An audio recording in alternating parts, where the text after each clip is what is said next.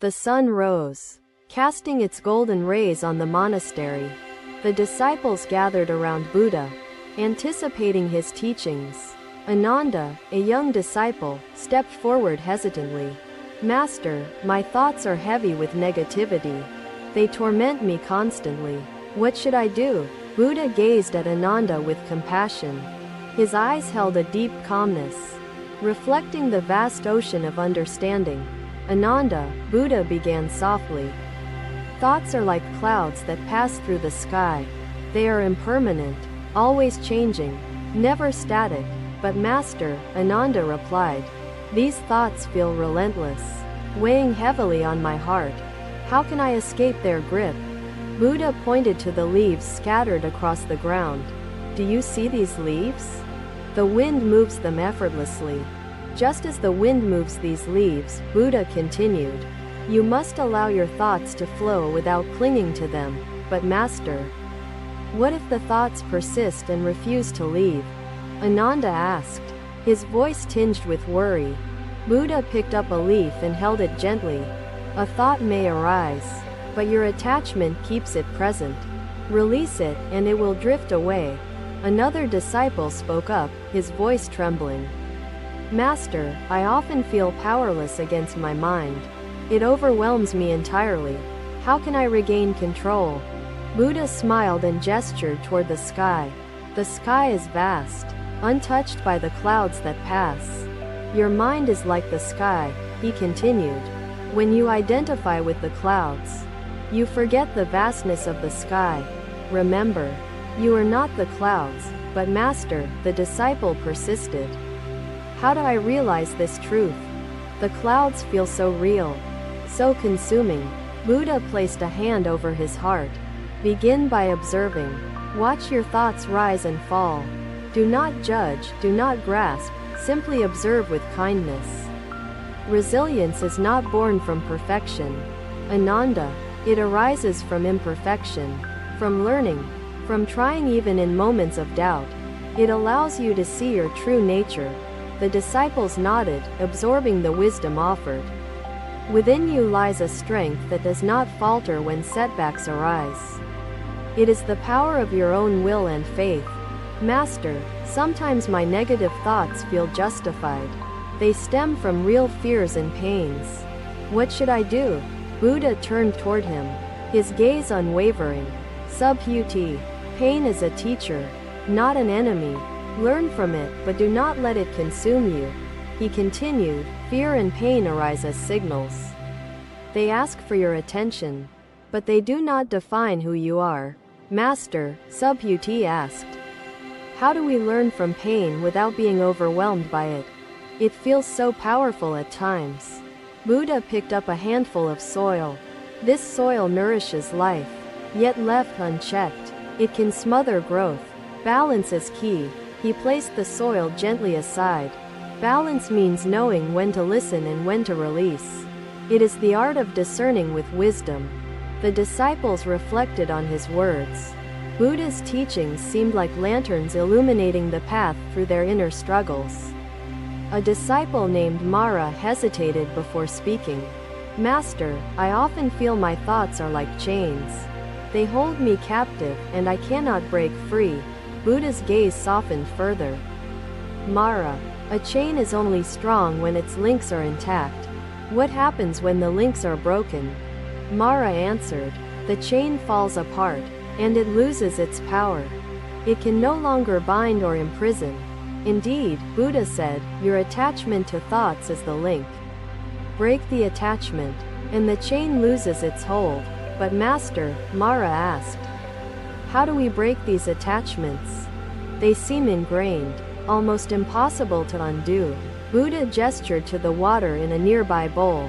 Attachments are like ripples on water. Cease stirring, and the surface becomes still. Master, Ananda interjected. Stillness sounds beautiful, yet it feels unreachable. My mind is like a storm, always turbulent. Buddha walked toward a stone and sat beside it. Even amidst the stone remains unmoved. Be like the stone, steady and grounded. How do we cultivate such steadiness? Ananda asked earnestly, yearning for deeper understanding of his master's wisdom. Buddha held his hands palm up. Begin with your breath. Inhale the present, exhale the past. Steadiness begins when you anchor yourself to the now. The disciples began practicing their breaths, finding a faint sense of calm as their hearts aligned with Buddha's words. Another disciple spoke hesitantly. Master, negativity often feels like a storm within me. How do I find shelter from this storm? Buddha nodded thoughtfully. The storm may rage, but within each storm lies a center. Find the center, and you find peace. But Master, how do we reach the center? The storm feels chaotic, pulling us in every direction, the disciple asked. Buddha closed his eyes briefly. The center is stillness born from acceptance. Do not fight the storm. Acknowledge it, and peace will emerge. The disciples sat in deep contemplation, each imagining the storms within their minds and the calm center they sought. Ananda spoke again, his voice steadier now. Master, is acceptance the path to transforming the mind? Does acceptance bring freedom? Buddha nodded gently. Acceptance is the beginning of transformation. Through acceptance, you embrace the present and dissolve resistance. The disciples felt the depth of Buddha's wisdom settle within them. They sensed the guidance unfolding like an eternal truth. Buddha rose slowly, his movements graceful, almost timeless. Transforming the mind is not a destination. It is a journey of awareness, balance, and acceptance. As his words lingered in the air, the disciples bowed deeply, their hearts filled with gratitude and resolve to practice the teachings. The day turned into evening, the monastery glowing with the warmth of wisdom shared. The disciples carried Buddha's words within their souls. Another day, the sun rose steadily over the monastery, bathing the surroundings in soft hues of light and shadow. The disciples gathered beneath the Bodhi tree, their hearts eager to hear Buddha's teachings. The air felt serene. Subhuti approached Buddha with hesitation in his steps, holding a deep concern that weighed upon his mind like a stone. Master, Subhuti said, bowing deeply, though I strive to observe my mind, negativity persists. As if rooted too deeply, Buddha observed Subhuti intently, his gaze gentle yet probing, as though perceiving the tangled thoughts Subhuti carried. Subhuti, Buddha began, the mind is like a garden. What you cultivate determines what flourishes. The seeds you plant matter deeply. But Master, Subhuti asked earnestly, how do I uproot the weeds of negativity? They seem to grow despite my efforts. Buddha gestured to a patch of earth nearby. Come, he said, beckoning. Let us work with the soil together. Observe and learn. They knelt on the ground. Buddha gently loosened the earth with his hands, his movements deliberate and calm. This soil represents your mind, Buddha said. Negativity, like weeds, arises naturally. But the gardener does not despair at their presence. He works with care, Buddha continued, removing weeds and planting seeds of virtue. Knowing patience is essential for transformation. Subhuti asked, Master, what are the seeds of virtue? How do I plant them amid the persistent weeds of my thoughts? Buddha picked up a seed and held it before the disciples. This seed holds life. Kindness, patience, and wisdom are such seeds. He placed the seed in the soil. Plant these seeds through your thoughts, words, and actions. Water them with attention and care. Master, Subhuti said, his brow furrowed. What if the weeds return and outgrow these seeds? How can I prevent that? Buddha smiled and began to water the soil. Weeds may return, but the gardener does not stop. Persistence is his tool. You must continuously nurture virtue, Buddha said, so it grows stronger than negativity. The effort itself shapes your mind. The disciples watched in silence, understanding the metaphor as they observed Buddha's calm and focused actions. Mara spoke up timidly. Master, Sometimes the weeds feel overwhelming, consuming the entire garden. What then? How can I face such moments? Buddha stood, brushing the soil from his hands. When the garden feels overrun, step back and observe. Stillness reveals clarity. He added, the gardener does not fight the weeds with anger. He approaches with patience. Knowing haste will not bring success. Master, Subhuti said, I see the garden as a reflection of myself. But how do I tend to this inner garden? Buddha walked to a tree and touched its bark. Every tree once began as a fragile seedling. Growth requires time and care. Master, Ananda interjected. How do we water these seeds of virtue within ourselves? What sustains their growth over time? Buddha turned to the group. Water them with mindfulness and kindness. Feed them with wisdom and understanding. Let compassion be your sunlight. The disciples nodded, their hearts swelling with hope as Buddha's words sank deeply into their thoughts. Another disciple asked, Master, what if we cannot recognize the seeds of virtue? How do we discern them amidst confusion? Buddha plucked a small flower from the ground. Virtue brings harmony. Like this flower, negativity disrupts, like thorns. Your heart knows the difference. But Master, Mara asked, what if we choose the thorns unknowingly, drawn by their sharpness or allure? How can we avoid this? Buddha smiled gently. Awareness guides choice. When you observe deeply, you see the effects of each seed, whether it brings joy or sorrow. The disciples sat with this thought, realizing that awareness was the foundation for cultivating the garden of their minds. Subhuti spoke again. Master, I often feel discouraged when I see little progress. How do I remain motivated in such times? Buddha knelt and touched the soil again. Even the smallest sprout speaks of growth. Do not underestimate the quiet work beneath the surface. Transformation, Buddha continued, is not always visible. Trust the process. Each effort is a step, even if unseen at first. Master, another disciple asked, what if the soil feels barren, incapable of supporting life? What should we do then? Buddha stood and gestured to the horizon. The barren soil needs care, nourishment, and time. Compassion regenerates what feels lifeless within. Master, Ananda asked, how do we bring compassion to barren soil within ourselves? How do we begin this renewal? Buddha answered softly, begin by forgiving yourself. Release harsh judgments. Approach your mind with gentleness, as you would a fragile flower. Its growth reminds us that every challenge holds the potential for transformation, even amidst failure and sorrow. Remain steadfast in your pursuit of inner growth. Tend to it daily, with love and patience. Trust its potential. The Buddha continued, life does not demand perfection, but perseverance. The lotus blooms not because it is flawless, but because it endures. The day came to a close. The monastery bathed in the quiet glow of evening light, rich with wisdom shared. Another day. The monastery awoke to the soft glow of dawn. The disciples gathered eagerly under the Bodhi tree. The air was still, carrying a sense of tranquility that enveloped the group as they awaited Buddha's guidance.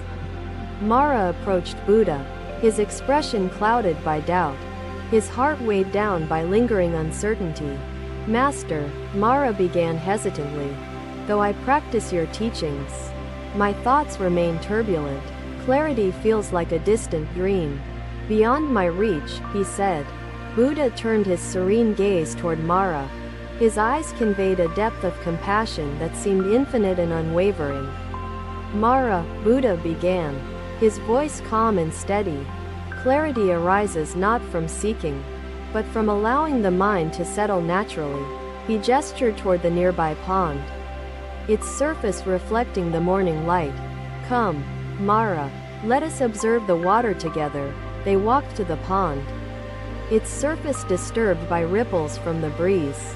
Buddha knelt beside it and pointed to the reflection. Mara, what do you see when you look at this pond? Buddha asked, his tone gentle yet probing. I see my reflection, Master, but it is distorted by the ripples, Mara replied, his voice tinged with frustration. Buddha picked up a small pebble and cast it into the pond. The ripples expanded outward, further distorting the image. When the mind is agitated, Buddha said, clarity cannot arise. The surface reflects chaos, not truth. Do you understand? But Master, Mara asked, how do we still the ripples? My mind feels like a storm, ever restless and chaotic. Buddha stood and faced the disciples. Stillness is not achieved through force. It emerges when we cease stirring the waters of our thoughts. Ananda stepped forward, his curiosity evident in his eyes. Master, what stirs the waters of our minds? What disrupts the stillness we seek? Buddha answered, attachment, aversion, and fear. These are the forces that churn the waters. Observe them, and they lose their power. But Master, Subhuti asked, how do we observe without judgment? Negative thoughts often provoke strong reactions within us. Buddha picked up a leaf and held it in his palm. Observe this leaf. It holds no judgment, only its essence. Observe your thoughts as you observe this leaf, Buddha continued. Let them arise and fall without clinging or resisting. The disciples nodded, their understanding deepening as they connected Buddha's words to their own experiences and struggles. Mara spoke again, his voice quieter now. Master, sometimes my thoughts feel like chains, binding me tightly. How do I break free? Buddha knelt beside the pond once more. Mara, a chain is only strong when its links remain intact. What happens when one link breaks? The chain falls apart, losing its hold, Mara replied, his brow furrowed in thought as he considered the metaphor. Indeed, Buddha said, your attachment to thoughts is the link. Release the attachment, and the chain loses its power. But Master, Mara asked, how do we release attachment? It feels ingrained, as if part of who we are. Buddha gently touched the water's surface. Begin with awareness. Watch the ripples without reacting. Awareness weakens the links of attachment. Ananda interjected, his voice filled with curiosity. Master, is awareness the key to transforming the mind? Does it lead us to freedom? Buddha nodded, his gaze serene. Awareness is the gateway to clarity. Through it, you discover the stillness that lies within. Thank you for watching. Buddha's teachings are always with you. Subscribe to our channel and we will see you in the next video. Stillness is ever present beneath the surface. He added, practice returning to the depth. Each moment is an opportunity to reconnect with the stillness within. The disciples sat in quiet reflection, their hearts resonating with the profound wisdom Buddha offered. Mara spoke again, his voice steady now. Master, clarity feels elusive. How do we know when we have truly found it? Buddha smiled gently. Clarity is not something to be found. It is the natural state of the mind when freed from agitation. But Master, Mara persisted. How do we maintain this clarity? Life often feels like a constant storm, pulling us away. Buddha gestured toward the pond's still surface. Clarity is like the moon's reflection. It remains, even when hidden by clouds. He continued, trust in its presence. Practice stillness daily, and clarity will reveal itself in moments of quietude. Ananda stepped forward, his expression thoughtful. Master, how do we bring stillness into our daily lives? What actions cultivate this clarity? Buddha turned to the group. Begin with mindfulness. Anchor yourself to the present moment. Let each breath guide you back to stillness. Small actions, repeated daily, build a foundation of peace and resilience. The Buddha rose gracefully, his movements fluid and intentional. What then? Buddha answered softly. Resistance is like a shadow. It follows when you run, but dissolves when you face it with acceptance. Master, another disciple asked, What if acceptance feels difficult? How do we cultivate it amidst overwhelming negativity? Buddha's gaze softened. Acceptance begins with compassion. Approach your thoughts as you would a frightened child. With patience and love, the disciples felt the weight of their struggles lighten as Buddha's words instilled a sense of peace and hope. Buddha concluded, "Clarity is not an end, but a state of being. Transforming the mind is a journey, not a destination."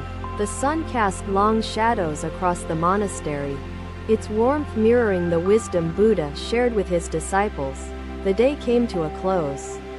The monastery filled with the quiet glow of understanding and gratitude for the teachings imparted. The burden of permanence no longer weighed me down. The Buddha's words echoed in my mind, "Peace is not a treasure to be kept, but a garden to be tended." Thank you for watching. Buddha's teachings are always with you. Subscribe to our channel and we will see you in the next video.